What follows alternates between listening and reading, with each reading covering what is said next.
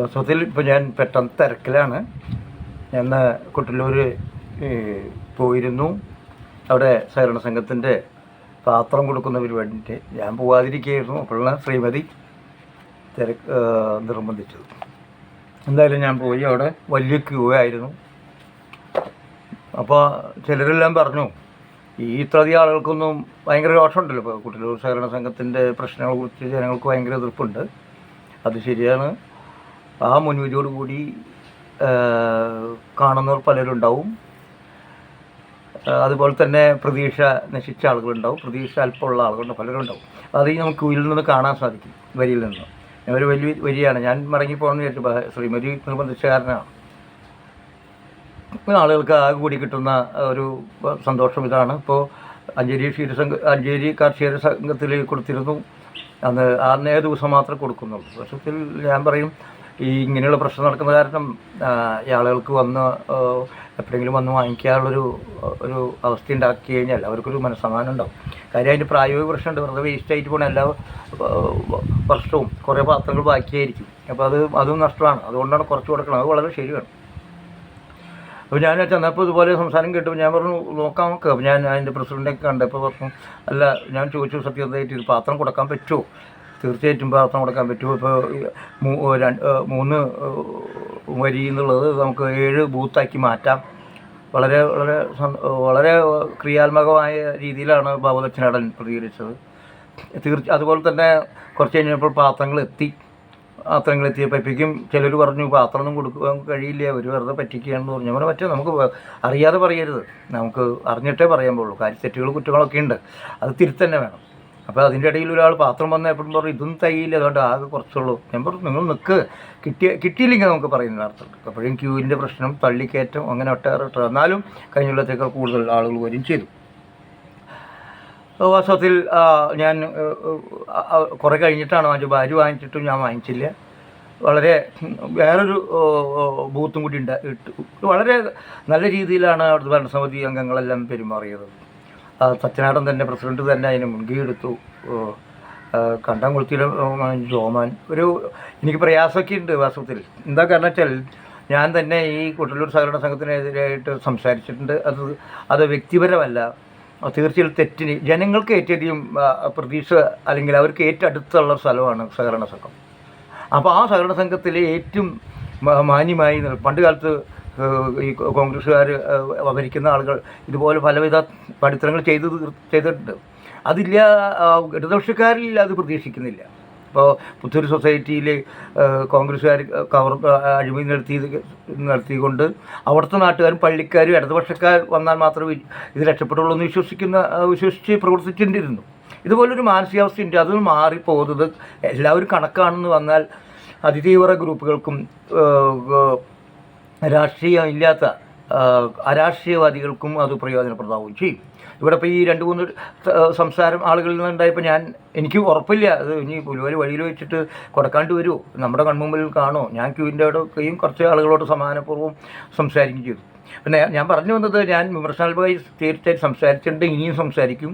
കണ്ടംകുളത്തെയും ഞാൻ സംസാരിച്ചിട്ടുണ്ട്. അത് വ്യക്തിപരമല്ല. ഞങ്ങളെല്ലാം പ്രസിഡൻറ്റും പഞ്ചായത്ത് സെക്രട്ടറിയും പ്രസിഡൻറ്റും കമ്മിറ്റിയിലും ബ്ലോക്ക് കമ്മിറ്റിയിലൊക്കെ ഉണ്ടായിരുന്നാണ്. ഞാൻ പറഞ്ഞിട്ടുണ്ട്, അവരുടെ വീട്ടിൽ ഭക്ഷണം, അവരുടെ അനിയത്തി, അമ്മ, മക്കളൊക്കെ നമ്മുടെയും കൂടിയാണ്.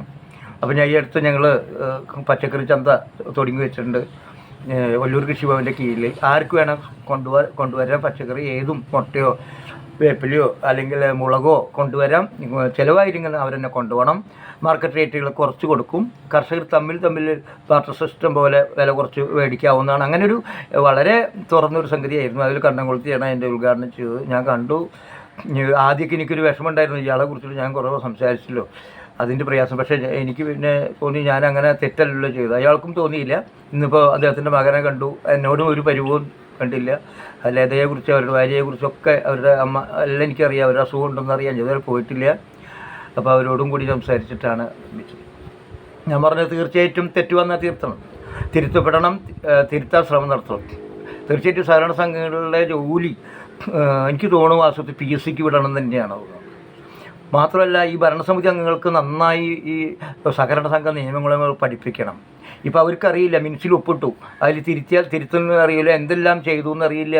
അപ്പോൾ അവരെല്ലാം ഇതിൻ്റെ ഉത്തരവാദിത്തങ്ങൾ, ചുമതലകൾ ഒക്കെ പറഞ്ഞ് മനസ്സിലാക്കി ബോധ്യപ്പെടുത്തി കൊടുക്കണം. പലരും ഇപ്പോൾ ടെൻഷൻ അടിച്ചിട്ടിരിക്കുന്നത് 10 ലക്ഷം 5 ലക്ഷം ഒക്കെ കടം അവരുടെ പേരിൽ വച്ചിരിക്കുന്നു, ജീവനക്കാരുടെ പേരിൽ, ഭരണസമിതി. അപ്പോൾ ഇനിയെങ്കിലും ഭരണസമിതി ഈ സൊസൈറ്റി രംഗത്ത് പ്രവർത്തിക്കുന്നവർക്ക് സാമ്പത്തിക അച്ചടക്കമുള്ള അല്ലെങ്കിൽ കൃത്യതയുള്ള ആളുകളെ വേണം വയ്ക്കാൻ. അവർക്കിത് പഠനവും കൊടുക്കണം. അപ്പോൾ ഈ ലോകത്തിലത്തെ ഒടേ തമ്പുരാൻ വന്നു പറഞ്ഞാലും നിയമവിരുദ്ധമായി സെക്രട്ടറി ചെയ്യരുത്, പ്രസിഡന്റ് അനുകൂലിക്കരുത്, പാർട്ടി അങ്ങനെയുള്ളൊരു ധൈര്യം കൂടി പാർട്ടി പ്രസ്ഥാനങ്ങൾ ആർക്ക് കൊടുക്കണം, ഈ ഭരണസമിതി അംഗങ്ങൾക്ക് കൊടുക്കണം. അല്ലെങ്കിൽ എന്തുണ്ടാവും, ആരെങ്കിലും വിളിച്ചു പറഞ്ഞു. ഇപ്പം ഞങ്ങൾ തന്നെ ഭയങ്കര ചർച്ചയായി, പാർട്ടിക്കാർ വിളിച്ചു പറഞ്ഞിട്ടുള്ള കൊടുക്കുന്നത്.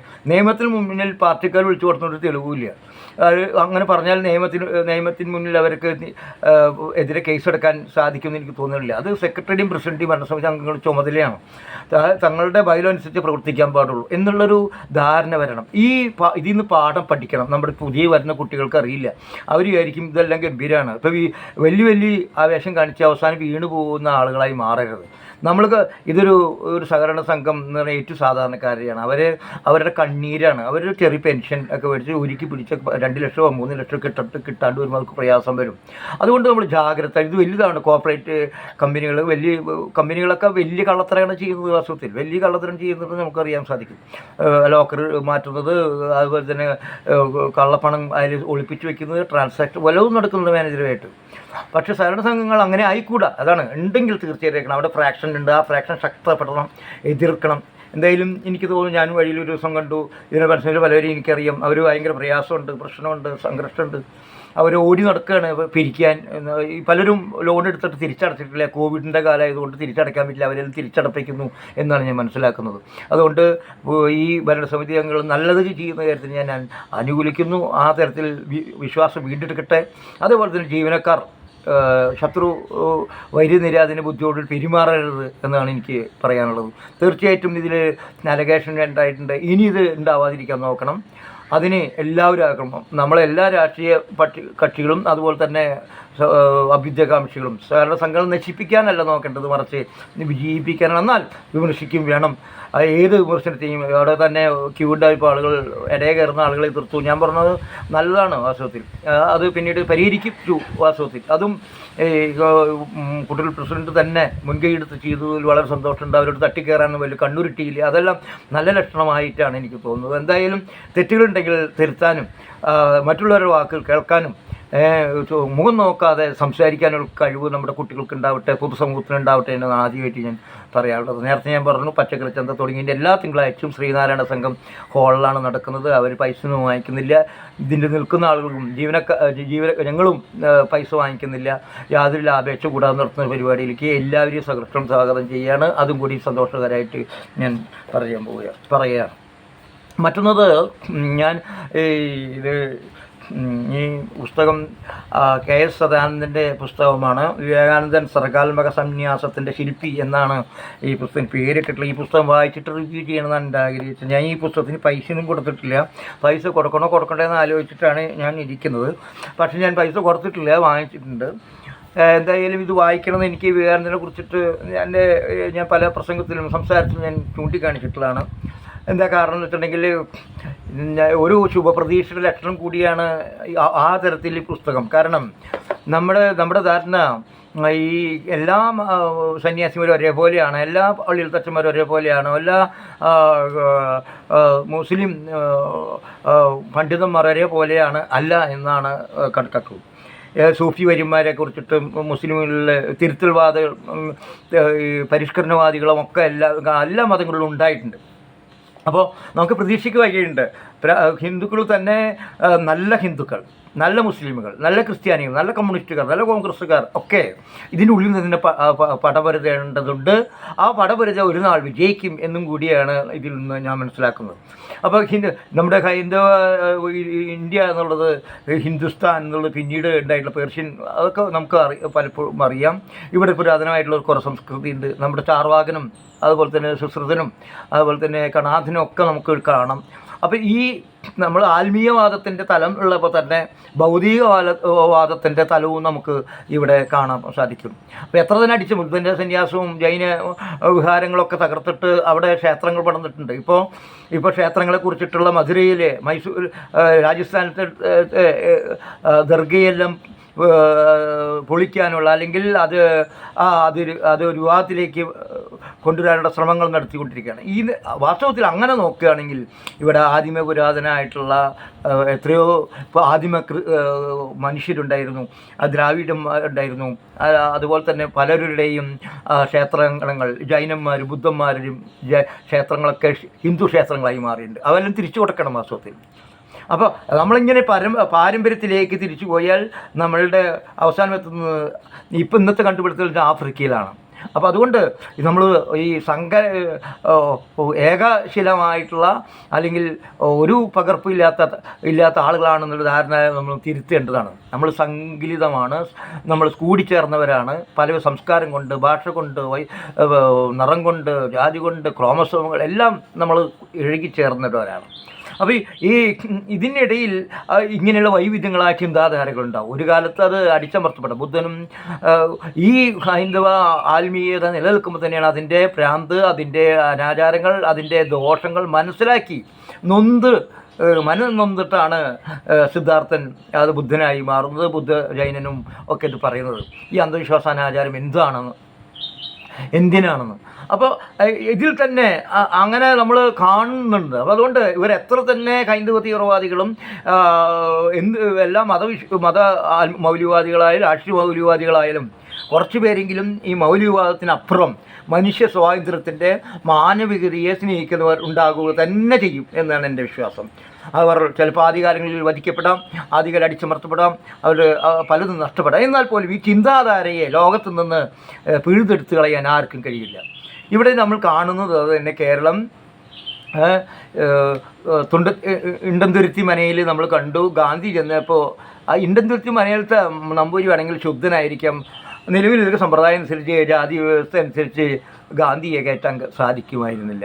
അതാണ് അദ്ദേഹം പറഞ്ഞത്. അപ്പോൾ മതത്തെ ഈ യാഥാസ്ഥികമായ തരത്തിൽ റിജിഡായി കാണുന്ന ഒരു കൂട്ടരുണ്ടാവും, ആത്മീയ അന്വേഷണത്തിൻ്റെ ഭാഗമായിട്ട് കാണുന്നുണ്ടാവും, ലോകത്തിൻ്റെ സമാധാനത്തിന് വേണ്ടി, വിഷമത്തിൻ്റെ ദൂരീകരിക്കാൻ വേണ്ടി, പാവങ്ങളുടെ കണ്ണീരൊപ്പാൻ വേണ്ടി പ്രയോജനപ്പെടുത്തുന്ന രീതിയിലും ഉണ്ടാകാം. ഇവിടെ ഈ കേരളത്തിൽ ഇത്രയധികം ഇണ്ടന്തുരുത്തി നമ്പൂരിമാരുള്ള കാലത്താണ്, അല്ലെങ്കിൽ അതുപോലുള്ള സംസ്കൃതി ഉള്ള സ്ഥലത്താണ് വിവേകാനന്ദൻ തൻ്റെ ഇണ്ടന്തുരുത്തിയേക്കാൾ മുമ്പുള്ള അതിനേക്കാൾ അനാചാരം കൂടിയ സമയത്തായിരുന്നു ഈ വിവേകാനന്ദൻ വരുന്നത്. അദ്ദേഹത്തിന് കൂടലൂരും മറ്റും അമ്പലത്തിൽ കിടക്കേണ്ടി വരികയും ഭക്ഷണം കിട്ടാതെ 2 ദിവസം കഴിഞ്ഞു എന്നാണ് ഞാൻ മനസ്സിലാക്കുന്നത്. പിന്നെ ഒരു വീട്ടുകാരും കൊടുക്കാനില്ല, അവസാനം ഒരു വീട്ടുകാർ വിളിച്ചു കൊണ്ടുപോകുന്നു. അത് കൊടുങ്ങല്ലൂർ കുടുംബത്തിലത്തെ അംഗങ്ങളാണെന്ന് ഞാൻ മനസ്സിലാക്കും. അപ്പോൾ അവിടെ നിന്ന് ചിന്തിക്കാൻ തുടങ്ങുകയും ഇതൊരു ഭ്രാന്താലയമാണെന്ന് പറയേണ്ട ഗതികേടും പറയുകയും ചെയ്തു എന്നുള്ളതാണ്. അപ്പോൾ ഈ എല്ലാവിധ ഹൈന്ദവ ദർശനങ്ങളെയും ക്രൈസ്തവ ദർശനങ്ങളെയും മറ്റു ദർശനങ്ങളെയും ഉൾക്കൊണ്ട വിവേകാനന്ദനെ ആ ഭൗതിക സാഹചര്യം ഒരു വലിയ എൻലൈറ്റ്മെൻ്റ് ആയിരിക്കും, അല്ലെങ്കിൽ സംസ്കാരികമായിട്ടുള്ള സമന്വയമായിരിക്കാം, അല്ലെങ്കിൽ വിനിമയമായിരിക്കാം അദ്ദേഹത്തെ അങ്ങനെ മാറ്റി തീർത്തത്. അതിനൊരു ആ കാലഘട്ടത്തിൻ്റെ ഒരു പ്രത്യേകതയുണ്ട്. സാധാരണ മാർക്സിസ്റ്റ് ഐഡിയോളജി പറയുന്നത് അടിത്തറയും മേൽക്കുരയും എന്ന് പറയുന്നു. ഈ അടിത്തറയും എസ്റ്റാബ്ലിഷ്മെൻ്റ് ഉണ്ടെങ്കിൽ തീർച്ചയായിട്ടും ആശയപരമായ രംഗത്തും എസ്റ്റാബ്ലിഷ് സ്വഭാവം കാണിക്കും. പക്ഷേ അതിൻ്റെ ഉള്ളിലും ഇതുപോലെ ചെറു മുകളങ്ങൾ, ചെറിയ ശബ്ദങ്ങൾ, ചെറിയ വസന്തങ്ങൾ ഉണ്ടാക്കുന്ന വൃക്ഷങ്ങളൊക്കെ ഉണ്ടാകും.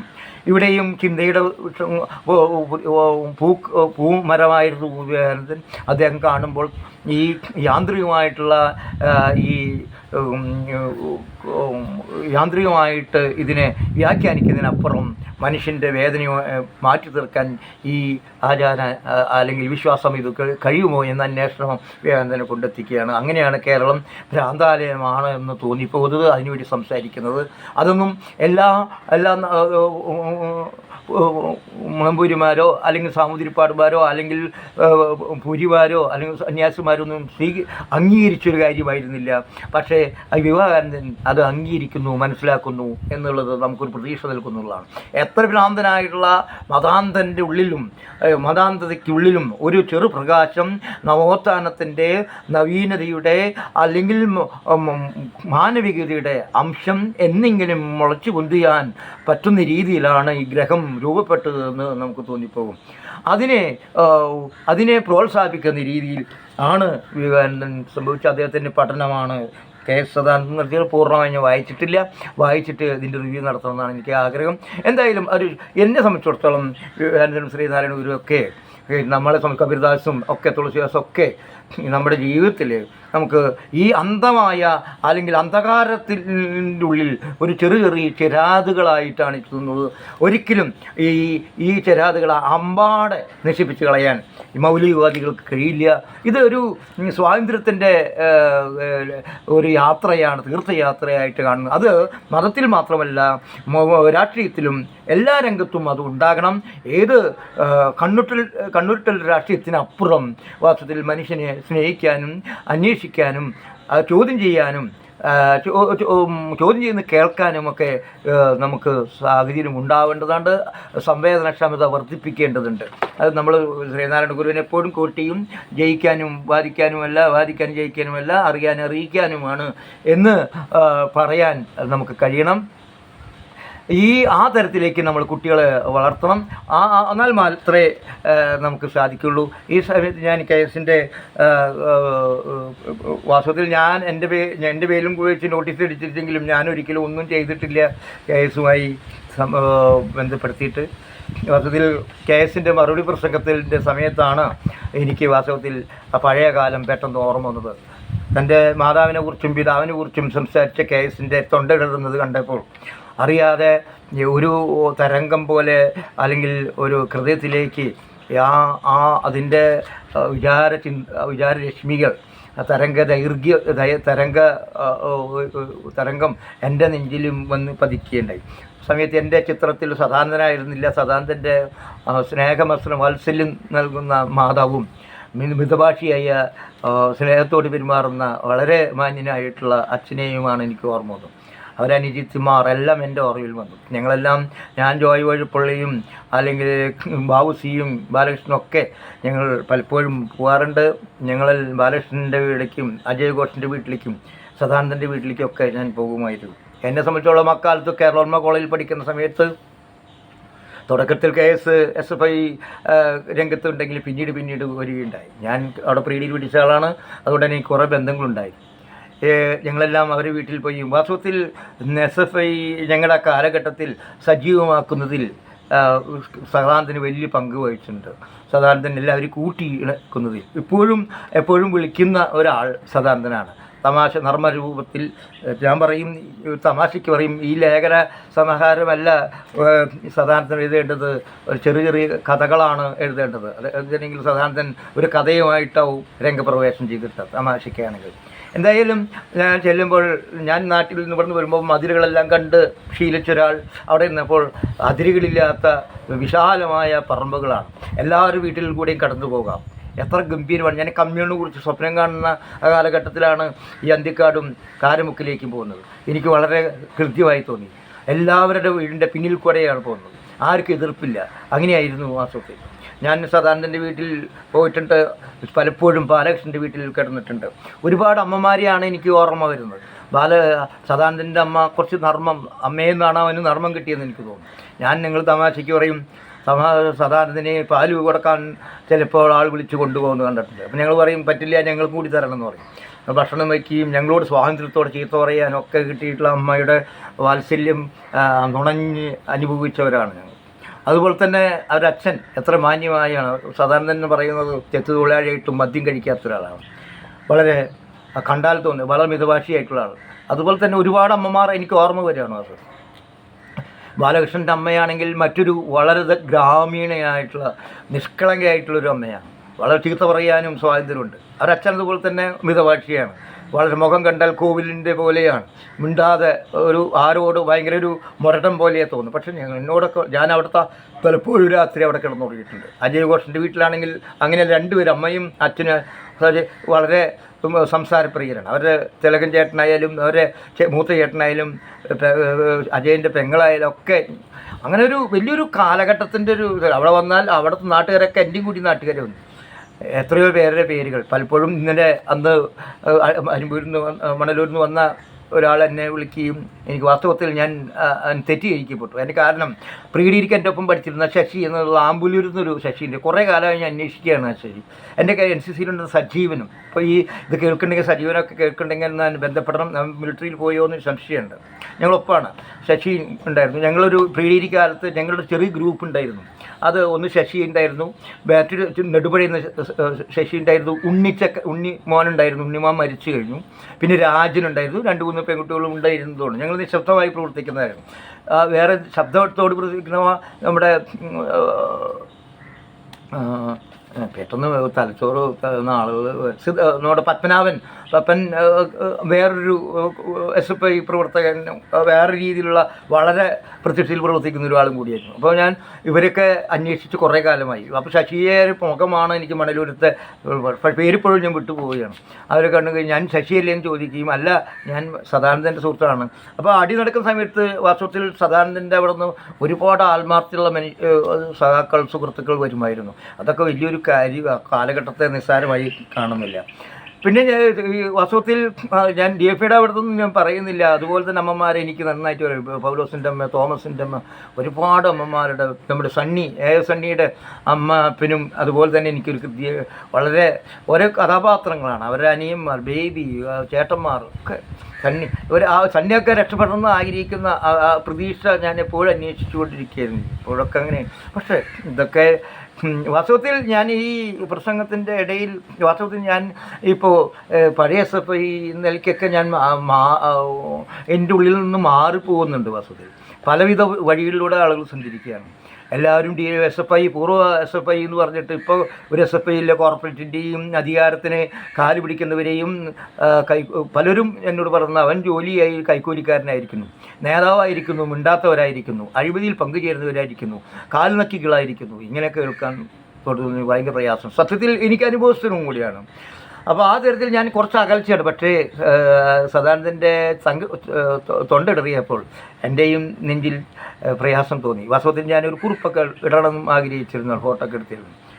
എന്തായാലും ആ വേദി എന്നെയും കൂടി വല്ലാണ്ട് കുറച്ചുകൂടി അകലം കുറച്ചു എന്നാണ് എനിക്ക് തോന്നുന്നത്. ഒരു പക്ഷേ സദാനന്ദനെ സ്നേഹിച്ച പോലെ ഞാൻ സദാനന്ദനെ സ്നേഹിക്കാൻ പറ്റുന്നില്ല എന്നുള്ളൊരു കുറ്റബോധമൊക്കെ എനിക്കുണ്ട്. അതിൻ്റേതായ കാരണങ്ങളുണ്ടാകാം.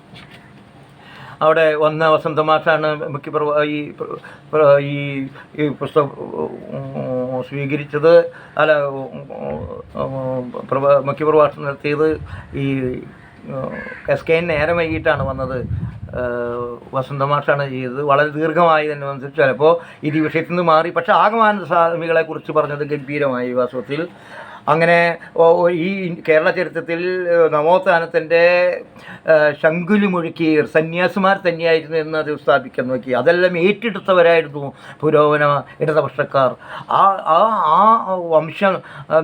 വംശത്തിന് നാശം സംഭവിക്കുന്നു എന്നൊരു വിഷമമാണ് നമുക്ക് ഇപ്പോൾ ഉണ്ടാകുന്നത്.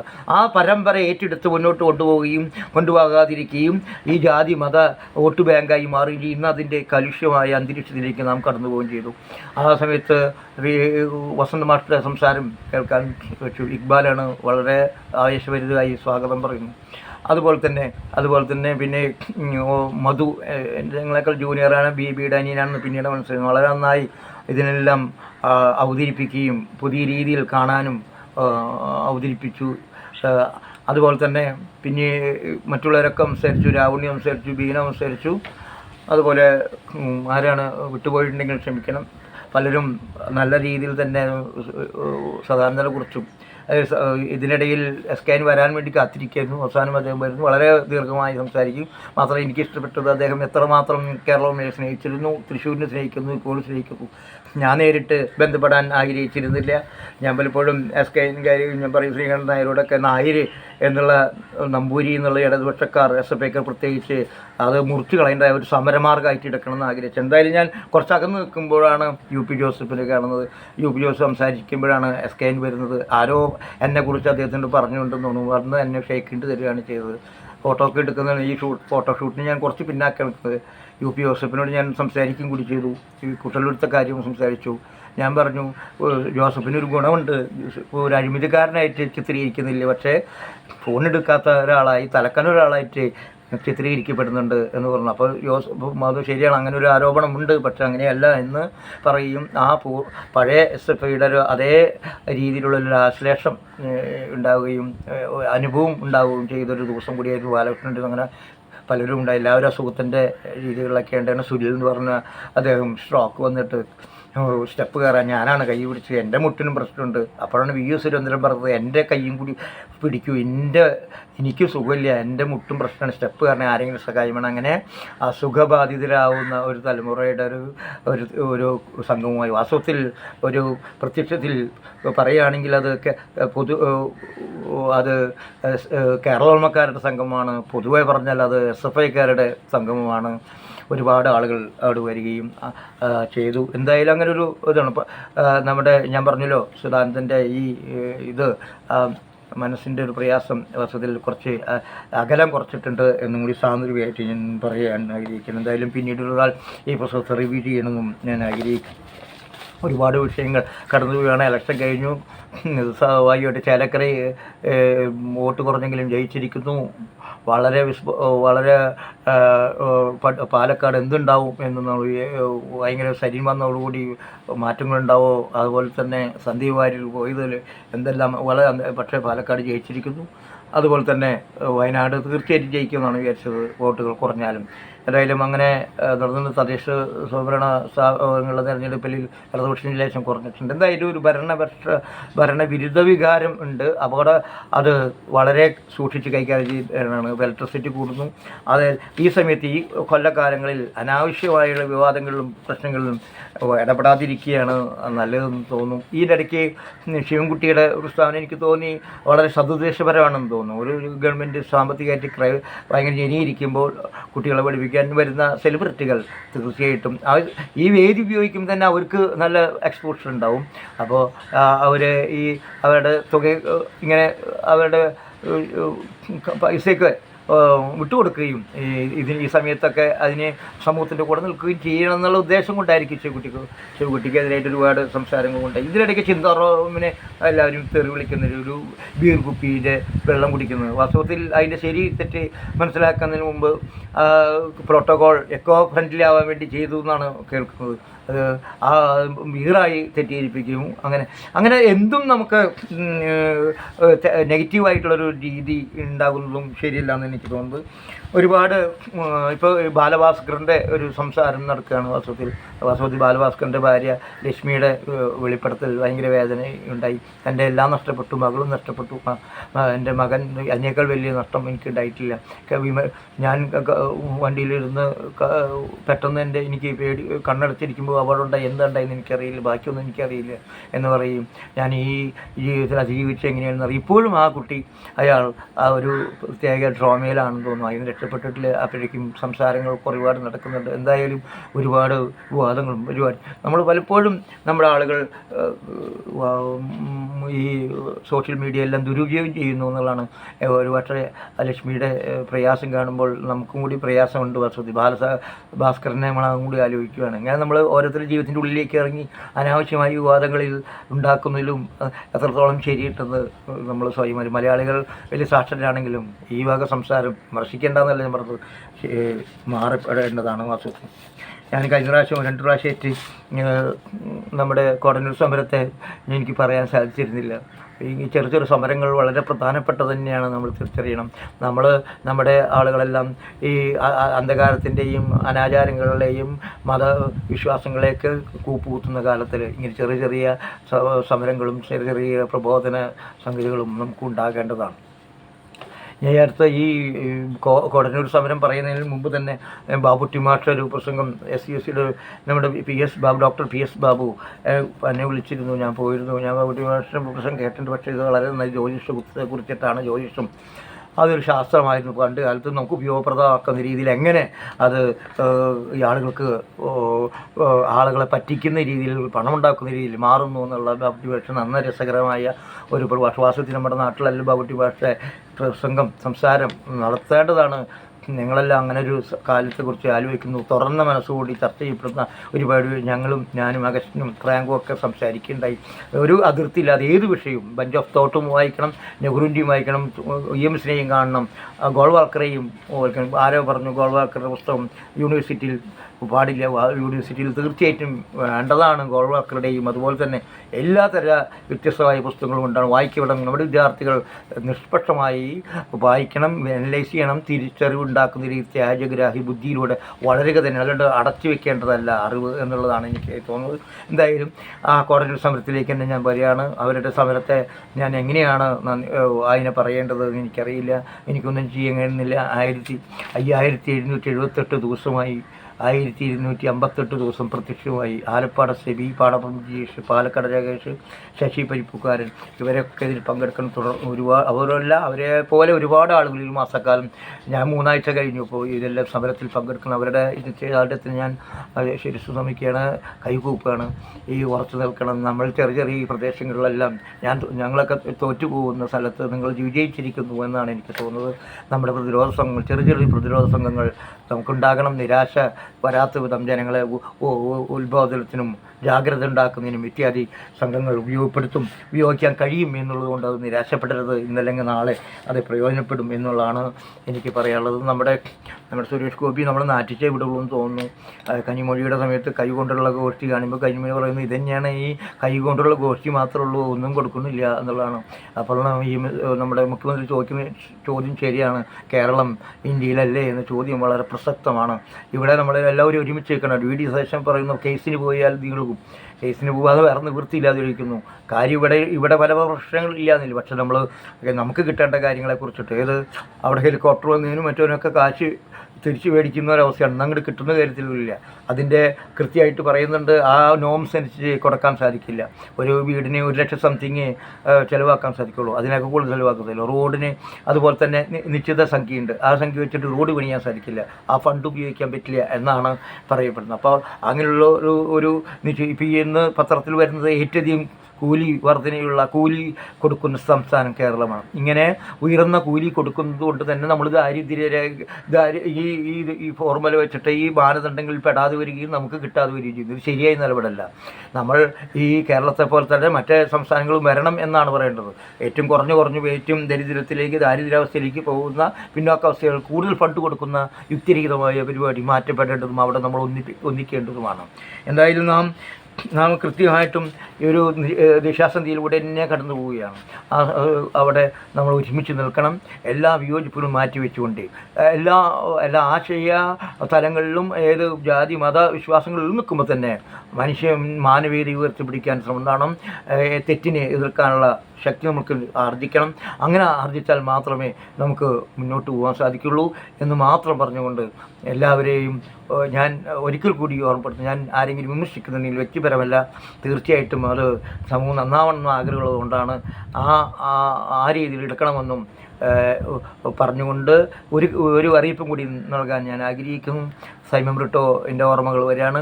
വാസ്തവത്തിൽ ഞാനൊക്കെ പതറപ്പോയി ഹൃദയശൂന്യനായി അല്ലെങ്കിൽ ഹൃദയച്ചുരുക്കം വന്ന മനുഷ്യനായി മാറുന്നു എന്നുള്ളതാണ്.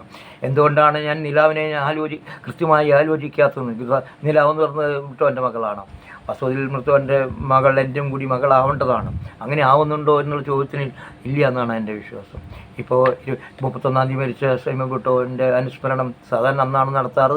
ഈ പ്രാവശ്യം 29-ാം തീയതിയാണ് നടക്കുന്നത്. ഓരോ വർഷം കഴിയുന്തോറും മരിച്ച് ദിവസം കഴിയുന്തോറും ആളുകളുടെ താല്പര്യവും കുറഞ്ഞു വരുന്നതായി കാണുന്നത്. എന്തിനാണ് ലാഭമില്ലാത്ത കാര്യത്തിന് ചെയ്യുന്നതെന്നാണ് പലരും ആഗ്രഹിക്കുന്നത്. പക്ഷെ ഞങ്ങൾ വീണ്ടും ചെയ്യാൻ ആഗ്രഹിക്കുന്നു. ഇതിൻ്റെ ഭാനുമതി ടീച്ചർക്ക് അതിൻ്റെ ഈ പ്രാവശ്യത്തെ അവാർഡ് കൊടുക്കാനുള്ള തീരുമാനിച്ചിട്ടുണ്ട്. അതുപോലെ തന്നെ ഇത് മന്ത്രി കെ രാജൻ വളരെ താല്പര്യപൂർവ്വം എപ്പോഴും ഈ അനുസ്മരണത്തിൽ എന്ത് തിരക്കുണ്ടെങ്കിലും ഓടിയെത്തുന്ന രാജ്യം ഉദ്ഘാടനം ചെയ്യും. ഞങ്ങളുടെ നാട്ടിൽ തന്നെ കൊച്ചുകുട്ടി മന്ത്രി ഉണ്ടായിരുന്നു, വളരെ നിസ്വാർത്ഥനായ കോൺഗ്രസ്സുകാരൻ്റെ മകൻ. പ്രവീൺലാൽ അദ്ദേഹത്തിന് ആരോഗ്യ സർവകലാശാല ചാൻസലറാക്കി അദ്ദേഹം മുഖ്യപ്രഭാഷണം നടത്തും. അദ്ദേഹത്തിൻ്റെ ഒപ്പം പല സൈമർ വളരെ നന്നായിട്ട് അറിയുന്ന ചെറായി രാമദാസ്, അദ്ദേഹം മാധ്യമപ്രവർത്തന എഴുത്തുകാരൻ, അദ്ദേഹം എത്തും. രമേശ്, അത് അദ്ദേഹം സംസ്ഥാന ഭക്ഷ്യ കമ്മിറ്റി അംഗമാണ്, അദ്ദേഹം എത്തും. അതുപോലെ തന്നെ മറ്റുള്ള അഗസ്റ്റിൻ കുട്ടനല്ലൂർ, ഷാജു, അതുപോലെ തന്നെ തോമസ്, സുനിൽ, ബാലൻ, ഒട്ടേറെ ആളുകൾ ഈ പോലെ ഉണ്ടാവും. ഒരു പക്ഷേ കേരള കോളേജിലത്തെ ചെയർപേഴ്സണായിട്ടുള്ള കുട്ടികളെയും അയാളെയും വിളിക്കണമെന്നാണ് ആഗ്രഹിക്കുന്നത്. എന്തായാലും ഈ ഡിസംബർ 29 5 മണിക്ക് സാധാരണ നടക്കുന്ന മാധവേട്ടൻ്റെ വീടിന് പരിസരത്ത് വെച്ച് വൈറസ് സെലിബ്രേഷൻ നടത്തുന്നു. സൈമൺ കുട്ടിയെ ഇഷ്ടപ്പെടുന്ന, ഇന്നലകളെ വിസ്മരിക്കാൻ ഇഷ്ടപ്പെടാത്ത, ചരിത്രത്തിൽ നഷ്ടപ്പെട്ടു പോയ ആളുകളെല്ലാം നമ്മുടെ മനസ്സിൽ കൊണ്ടുവരും. നമുക്ക് പറ്റില്ല ചിലപ്പോൾ എല്ലാ കാര്യങ്ങളും ചെയ്യാൻ, പക്ഷേ നെല്ല് ചെയ്യാമെന്ന് ആഗ്രഹിക്കുന്ന എല്ലാവരെയും ക്ഷണിക്കുന്നു. 4 മണിക്ക് 5 മണിക്കാണ് പരിപാടി. 4 മണിക്ക് എല്ലാവരും എത്തിയാൽ നമുക്ക് ഒരുമിച്ച് വട്ടത്തിൽ ഇരിക്കാം. ഞങ്ങളുടെ പരിമിതിയിൽ നിന്നുകൊണ്ടാണ് ഈ പരിപാടിയൊക്കെ നടത്തുന്നതിനേക്കാൾ ഗംഭീരമായി നടത്തേണ്ടതാണ്. ഇന്നലകളിൽ നമുക്ക് വേണ്ടി സഹിച്ച് മരിച്ച, ത്യാഗം സഹിച്ച ഒരുപാട് മനുഷ്യരുണ്ട്.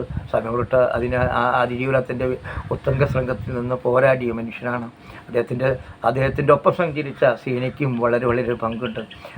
ഇതെല്ലാം കണ്ട് ലോകത്തിൻ്റെ അതിരുകളില്ലാത്ത സ്വപ്നം കണ്ട നിലാവിനെ കുറിച്ച് ഞാൻ ആലോചിക്കുന്നു. അവൾ ജീവിച്ചു വരുമ്പോൾ യാഥാർത്ഥ്യം കാണുകയും കുട്ടി ഭയപ്പെടുമോ, നിരാശയിലേക്ക് വഴുതി വീഴുമോ, അവൻ ഈ ലോകത്തെക്കുറിച്ച് തെറ്റായ സങ്കല്പം ഉണ്ടാവുമെന്നൊക്കെ ഞാൻ ടി പി ചന്ദ്രശേഖരൻ്റെ മകനെക്കുറിച്ച് ഇങ്ങനെ ആലോചിച്ചിട്ടുണ്ട്. ആ കുട്ടി സർവ്വ സ്വാതന്ത്ര്യത്തിൽ സർവ്വജനീയമായുള്ള സാർവലൗകികമായിട്ടുള്ള സർവ്വദേശീയമായ ഐക്യത്തിനും സ്നേഹത്തിനും വാദിച്ചിരുന്ന അച്ഛൻ്റെ മകൻ കണ്ടുപഠിച്ചത് പിന്നെ 51 വെട്ടിൻ്റെ രക്തം കുളിച്ച് കിടക്കുന്ന അച്ഛനെയാണ്. ഒരേ പാത്രത്തിൽ ചോറുണ്ട ആളുകൾ ഒരുമിച്ച് നടന്നാൾ ഇങ്ങനെ കൊല ചെയ്യുമെന്ന് ആ കുട്ടി പ്രതീക്ഷിച്ചിട്ടുണ്ടാവില്ല. ഈ അടുത്ത കാലത്ത് സ്വരാജ് സംസാരിച്ചത് ടി പി ചന്ദ്രശേഖരൻ കൊല ചെയ്തതിൽ തെറ്റമില്ലെന്ന്, തെറ്റാണെന്ന്. ഇത് ഉറക്ക പാർട്ടി പറയണം. ഈ ടി പി ചന്ദ്രശേഖരനെ കൊന്നത് തെറ്റാണെന്ന് പറയാൻ സരോജിനെ പോലെ ആൾ നിർബന്ധം പുലർത്തേണ്ടതാണ്, സമ്മർദ്ദം ചെലുത്തേണ്ടതാണ്. ഈ പൂർവ്വ വിദ്യാർത്ഥി SFIക്കാരോട് എനിക്ക് വിമർശനമുണ്ട്. ടി പി ചന്ദ്രശേഖരൻ മരിച്ചു കഴിഞ്ഞപ്പോൾ എല്ലാവരും ഒരുമിച്ചിരുന്നത് തെറ്റാണെന്നും ഈ കാടത്തവഴാണ് തമ്മാടിത്തരമാണെന്നും ഇത്തരം മനുഷ്യത്വരഹിതമായ ഇത്രയും ക്രൂരമായ പ്രവൃത്തി ചെയ്യുന്ന ആരായാലും അവർ നിയമത്തിന് മുന്നിൽ കൊണ്ടുവരണമെന്ന് പറയാനുള്ള ആർജവും നമുക്കുണ്ടാകേണ്ടിയിരുന്നു. അതില്ല എന്നുള്ള വിമർശനാത്മകമായ ചിന്ത ഇപ്പോഴും എന്നെ പിടികൂടിയിട്ടുണ്ട്. തീർച്ചയായിട്ടും സരോജിൻ്റെ സംസാരം ആ തരത്തിൽ വളരത്തെ നമ്മുടെ ചിന്തകളെ പണയം വയ്ക്കാത്ത രീതിയിൽ മനുഷ്യന് സ്വാതന്ത്ര്യത്തിന് വേണ്ടി ലോകത്ത് മുഴുവൻ പ്രശ്നങ്ങൾ നടക്കാൻ നമുക്കറിയാം. സ്ത്രീയെ ഇന്ന് കുട്ടിച്ചോറായിരിക്കുന്നു. മറ്റൊരു മതമൗലി താലിബാൻ പോലെ ISIയുടെ മറ്റൊരു പതിപ്പായി അവിടെ വരുന്ന എന്തെല്ലാം ഭ്രാന്താണ് ഞങ്ങൾക്ക് ഉണ്ടാവുമെന്നറിയില്ല. ഇസ്രയേലും പലസ്തീൻ പ്രശ്നം കുഴഞ്ഞു മറിഞ്ഞ് കിടക്കുകയാണ്. നമ്മുടെ റഷ്യയും ഉക്രൈനും മറ്റൊരു രീതിയിലായിരിക്കണം. ഇങ്ങനെ ട്രംപ് ഭ്രാന്തനായുള്ള വംശവരീയതയുടെ മറ്റൊരു രൂപമായിട്ടുള്ള ട്രംപ് അമേരിക്കൻ പ്രസിഡൻ്റായിരിക്കുന്നു. ഈ ലോകത്തിൽ കുടിയേർക്കപ്പെടുന്നവരുടെ ഒരു ആകാംക്ഷയുടെ മുൾമുനയിലാണ് അമേരിക്ക നിൽക്കുന്നത്. ഇങ്ങനെ പലവിധ വിഷയങ്ങളാൽ നാം ഇങ്ങനെ വൃണിതഹൃദയരായിരിക്കുകയാണ്. പക്ഷേ നമ്മൾ നിരാശപ്പെട്ടുകൂടാ. നമ്മൾ മാവ് പൂക്കും, മാനത്തമ്പിളി വികസിക്കും, മനുഷ്യരിൽ പരസ്പരം സ്നേഹിക്കുന്ന വലിയ പുള്ളിയുടെ സംസാരം എപ്പോഴും നമുക്കൊരു സന്തോഷം ഉണ്ടാകട്ടെ, ആവേശം ഉണ്ടാകട്ടെ എന്ന് മാത്രം പറഞ്ഞുകൊണ്ട് എൻ്റെ വാക്ക് അവസാനിപ്പിക്കുന്നു. നന്ദി, നമസ്കാരം.